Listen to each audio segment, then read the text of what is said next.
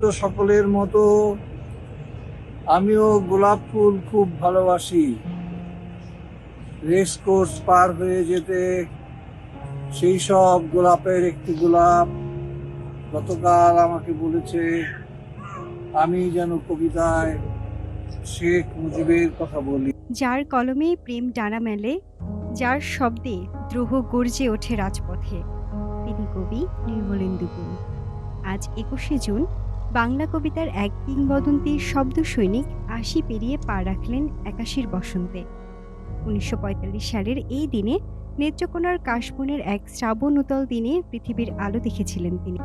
তারপর থেকে আজ অবধি তার বুকের ভেতর বয়ে চলা শব্দরাই যেন বাঙালির সুখ দুঃখের মহাকাব্য।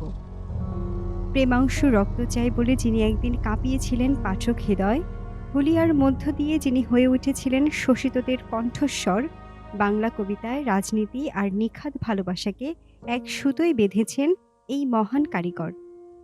তার অমর সৃষ্টি স্বাধীনতা, এই শব্দটি কিভাবে আমাদের হলো? আজ প্রতিধ্বনি তোলে প্রতিটি মুক্তিকামী মানুষের রক্তে। সাদা চুলে ঢাকা এই মানুষটি কেবল কবি নন, তিনি এক জীবন্ত ইতিহাস, যার শব্দের চাবুকে বারবার পরাস্ত হয়েছে অন্ধকার।